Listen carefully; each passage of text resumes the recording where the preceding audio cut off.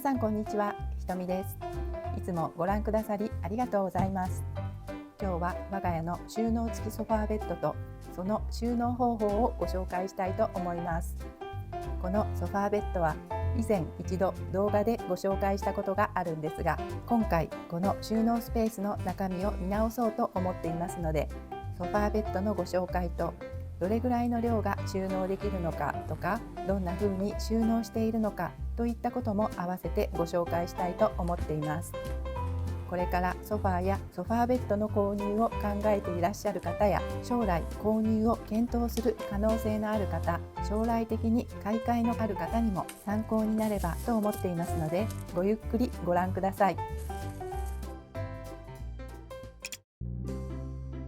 ソファーの全体はこのような感じです。素材は N シールドというニトリオリジナルの引っかき傷に強い合成皮革です。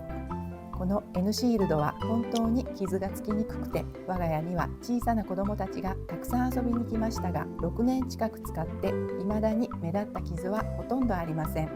同じ収納付きカウチソファーベッドで布張りのシリーズもあります。そしてとても丈夫です。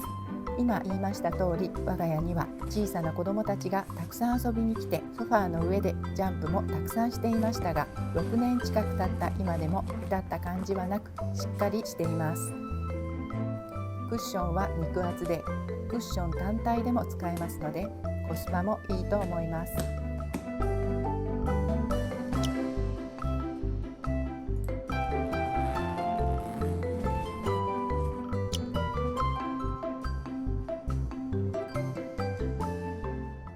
カウチの部分は左右に組み替え可能です。簡単にソファーからベッドにすることができます。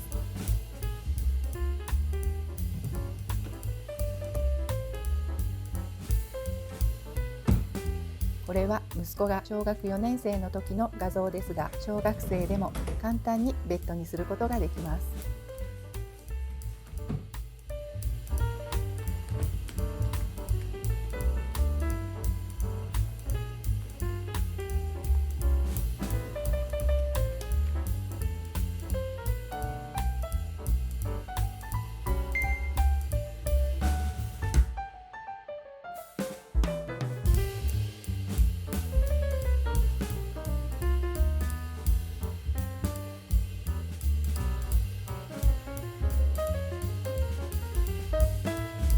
ベッドにするとかなり大きくなります。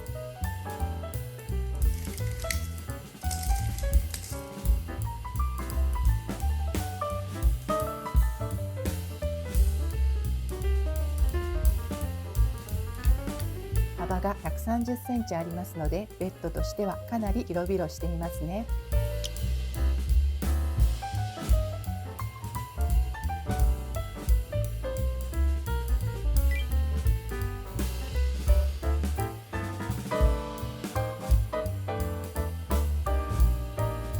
カウチの部分に大容量の収納スペースがあり、今日はこの中身を入れ替えようと思っています。現在入っているのはこれです。ここには子どもたちがリビングで遊ぶボードゲームなんかを入れていたんですが、子どもたちが大きくなり、各自の部屋で遊ぶことも多くなってきました。ですので今日はこれらを全部出して子ども部屋に持っていき、代わりに災害があった時にも使えるようにトイレットペーパーやティッシュなどの予備を入るだけ入れてみようと思っています。まずは中身を出します。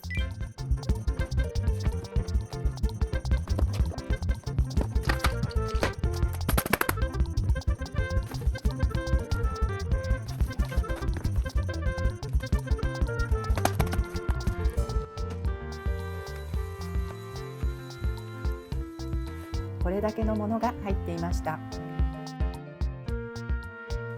何も入っていないとこのような感じです。結構広いです。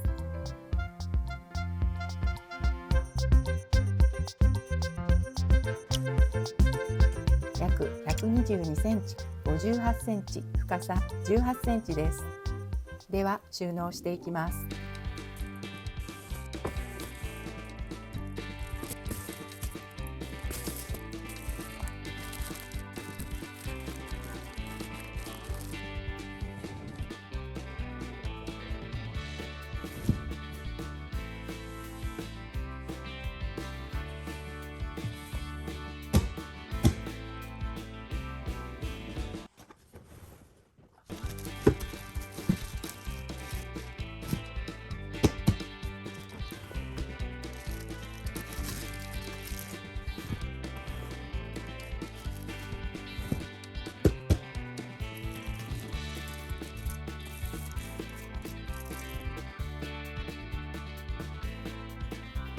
収納が終わりました。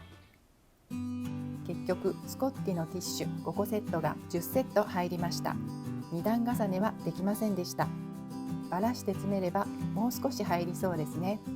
今日はどれぐらい入るか分かりやすいようにティッシュだけを入れてみましたが、今後はここにトイレットペーパーやウェットティッシュ、防災グッズなんかを入れていこうかなと思っています。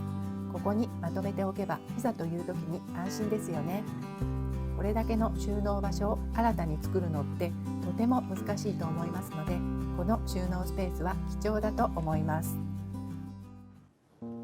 ということで、我が家の収納付きカウチソファーベッドとその収納方法についてご紹介いたしました。収納スペースとしても使えてベッドにもなるし、汚れにくく丈夫でとてもおすすめできるソファーです。皆さんの参考になれば嬉しいです。チャンネル登録と高評価、コメントもぜひよろしくお願いします。ではまた次の動画でお会いしましょう。